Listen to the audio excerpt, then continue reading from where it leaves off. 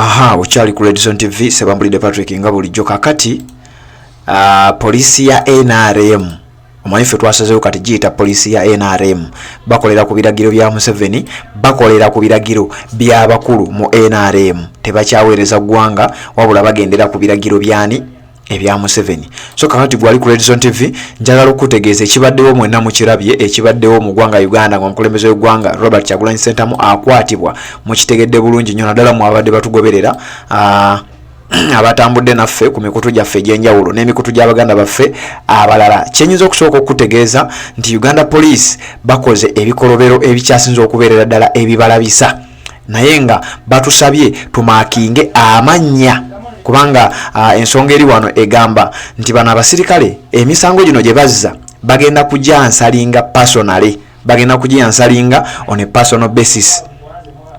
Muganda nge Ssenyonjo webale kubanga ku oli ku Redison TV nkugambye ensonga eno, ensonga lwaki twagala tukwata amanya g'abasirikale bano aba police, aba UPDF, aba ISO, abasimanya bikoze bityo. Omanyi wano tulina ebibinja by'abayeekera, ffe tubiyita bibinja by'abayeekera abatamanyiddwa, bakoze ebikolobero byotayinza nakubanga onnyonnyola. So kati kiyinza okubanga nkutegeeza gwali ku Redison TV ku budde buno nti batusabye tumaakinge mannya g'abasirikale bano. Kati nze ndi wano okuleetera, njagala kubanga nga sootinga feesi zaabwe ne gye babeera, naye nga details ezisinga zirodi nga tumaze okubanga tuzifuna. Abamu tubafunye amannya ne feesi zaabwe, era bwe nabamaze okubanga nzisootinga nja kuzibaleetera. Gwe munnange agoberera Redison TV atanaba kubanga osubscribinga, nyongera okujjukiza kirira wansi olaba ekigambo subscribe kinyigeeko o subscribinge ku channel eyo, okwate ne ku kade akaka notification obere nga tomissinga nsonga yonna. Kati abasajja abolaba aba police be babadde mabigawo ebikolobero byonna byolabye ebikoleddwa ku baana b'amawulire, ebikoleddwa ku mukulembeze w'eggwanga Robert Kyagulanyi Ssentamu, ekintu ekimenya amateeka. Kubanga mfe ensonga zonna tuzikuwadde, ndowooza oba obaddeko ng'otambudde naffe nkakasa buli kimu tewali kyojja kubuuza, buli kimu okitegedde bulungi nnyo. Nkugambye kaweefuba omulala gwe tugendako kusootinga mannya g'abasajja bano abasirikale, feesi zaabwe nga tukugamba nti oyo ye gundi ali ku ddala bwe riti asula mu kifo bwe kiti. Ye mission eddako kubanga amannya agamu tugafunye, feesi ezimu tuzifunye, naye njagala ngenda obikuleetera wano gwali ku Redison TV nga mmaze okubanga mbisootinga byonna ogenda kubanga obifuna. Kyenkusaba kiri ekintu kimu, kwekuumira wano ku mukutu guno ogwa Redison TV atanaba kubanga osubscribinga, kirira wansi awo olaba ekigambo subscribe kinyigeeko, osubscribinge ku channel eno, okwate ne kade akaka notification oselectinge all, obeere ng'ensonga zonna ozifuna. Era nzize nga nkugamba ojja kubeera ng'omu ku abo abanasooka nga okutegeezebwako in case nga Redison TV etaddeyo nkakasa abakikola mufuna ka notification yako tekabakola bubi nti kati sawa zino Redison TV etaddeyo updates. Enamba y'essimu yeeyo 0756081795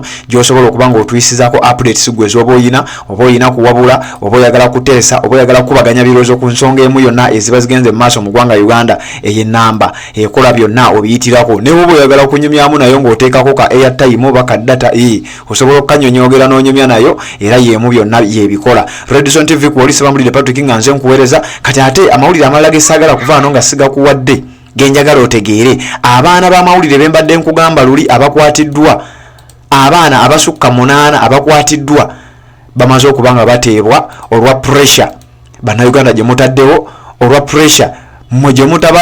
Omanyi bannayuganda basinga temunnamanya nti muli b'amaanyi. Nva ku video eri eyesembayo emabega eddirira eno ne nkulaga emikutu gy'ensi yonna bwe gitadde Museveni ku bunkenke, era nga wetwogerera gyonna gimaze okubanga gitimba. Embeera yonna ebadde egenda maaso badde babitaddeyo live. Nkulaze zi Al Jazeera, nkulaze zi CNN, nkulaze zi DW Africa, nkulaze emikutu nga BBC News gyonna, njikulaze France 24 n'emikutu emirala gye sikunnyonnyodde na wano. Kakati sawa zino pressure gye mutaddewo, okubanja kwe mutaddewo gwe koyinza okunyoma n'olabanga okutono.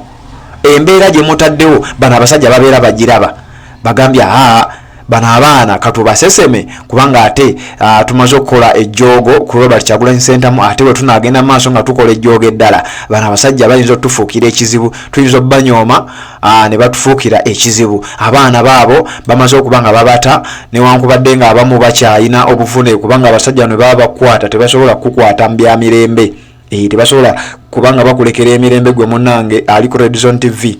Nkugambye abana babakutte ne babalemesa okukola emirimu kyovula nga live olwaleero zibadde entono ate ng'ensonga ebadde yaggwanga ng'ekwata ku buli Munnayuganda naddala abakkiririza mu nkyukakyuka. Abaana b'amawulire abasinga obungi badde bakwatiddwa. Ttiimu ey'amawulire Kavalinga omukulembeze w'eggwanga Robert Kyagulanyi Ssentamu wonna w'abalaze babadde bamaze okuba nga bakwatibwa. Abasajja bagambye mwe mutulabisa mmwe leka tubakwate, naye ng'abasajja ba poliisi abo twabawadde dda meseji yaabwe nti mu mbeera ng'eno ng'ofuna emitwalo 4 mu mbeera ng'eno ng'ate omala ku mitwalo 4 ng'omala emyezi 3 tosasulwa, naawe n'osigala ng'ojja ku kkubo n'otunuulira omwana wa munno akavalinga egguli erikwata ku mukulembeze w'eggwanga Robert Kyagulanyi Ssentamu, akavalinga egguli erigenda okukuyambako ove mu mbeera eyo, n'okwata kibooko n'omukuba, n'okwata pepper spray n'omufuuyira, n'omukwata n'omukuba emiggo okumufiirako ng'alinga alina kye yakubbye. Abasirikale twagala tubawoninge eno message tuziba wa message era ogenda mu video esembyeyo wano ku Redison TV message nkakase batuuseeko bulungi, naye gwali ku Redison TV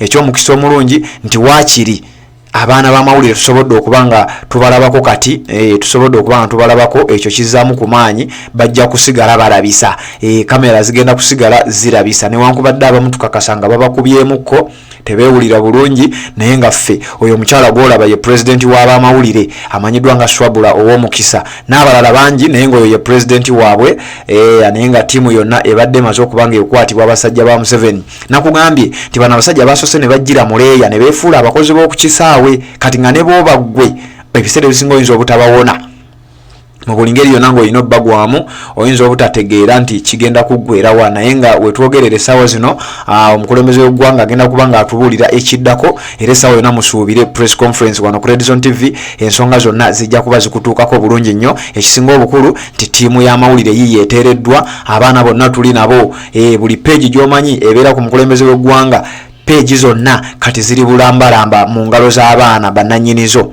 Olujjuliro TV, Ghetto TV, Tiimu Kyagulanyi TV, Redison TV, mikutu nga Mission TV, Sama Uganda, yonna emikutu gyonna gy'omanyi itambula ne president. Abaana bamaze okuba nga bateebwa, kyenyinza okuba nga nkutegeeza gwe munnange ali ku Redison TV nti kati ssaawa zino zakulabisa live zigenda kuddamu zivuge, ate ekisinga obukulu nti omukulembeze w'eggwanga akomewo mu ggwanga Uganda. Kati onaawulira bw'anaaba amaze okulangirira ekiddako, onampulirira ekinaava mu y'ebiraka. Kati wano ku Redison TV nze ogwange gwakulengeza ki ekigenda mu maaso, naawe yonna gy'osinzira okubanga otulabira n'obeera ng'ensonga tezikuyitako buyisi. Omukulu David Lewis Rubongoya asinzidde ku mikutu gye egy'enjawulo ne ku mikutu gya radios egy'enjawulo n'avumirira abasajja ba poliisi, abasajja ba NRM, kubanga ffe tubayita bwe onaabayita aba poliisi oyinza okugamba nti kyebakola kituufu. Abasajja ba NRM, abasajja ba Museveni, abo boolaba mu byambalo bya poliisi ebyandibadde bikuuma eddembe n'okuteekesa amateeka mu nkola,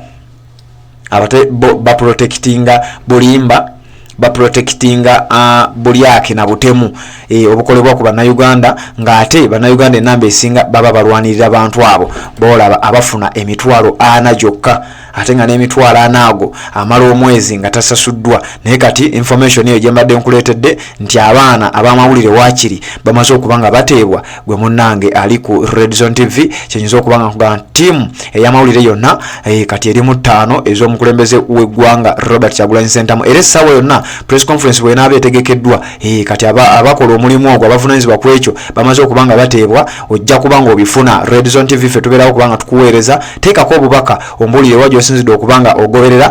Muganange Ssennyonjo Bbire webale kubanga gw'oli ku Redison TV, kubanga nange nkimanyi gwe buli we tubeera oba kw'oli embeera yonna ogibeeramu, n'abalala mwenna ababeerako kyemukola kya mutawaana nnyo, oteekangako obubaka nemba ng'ate abantu mbategeeza nti omuntu gundi ne gundi abeerangawo wano. Abasirikale nkugambye tuli mu kukwata amannya gaabwe, twagala kubanga amannya gaabwe tugalamba ne feesi zaabwe tuzimakinge, tutandika obba mentioninga. Nja kukuleetera wano list ey'abamu ku basirikale abeetabye mu kukola ebikolobero bino, kubanga ogwaffe gwa kunoonyereza ate ne tukusosootolera ne tubikuleetera wano. Gwagobera Redison TV yonna gy'osinzira, oba oli mu diaspora, oba oli mu ggwanga ki, oba oli mu kitundu ki, oba okozesa simu yo oba kompyuta yo yonna, ffe ne tuba nga ate tubikutuusaako neba nga tosigalira mabega mu nsonga zino ez'okulwanirira enkyukakyuka mu ggwanga Uganda. Redison TV kw'oli Sebambulidde Patrick nga nze nkuweereza eno ensonga gye mbadde njagala okuyisaawo otegeere abasajja bano nti tuli mu bakolako, tebigenda kubanga bigenda bwe bityo. Kyenyinza okuba nga nkusuubiza gwe Munnayuganda agoberera omukutu guno ogwa Redison TV kugambe tebigenda kubanga bigenda bwe bityo amanya tuli mu gasotinga list ya amanya mujirinde esawe na tugenda kumana tujireeta abamu ku babaka ba parliament ebyabwe tubibawadde abaganye okupostinga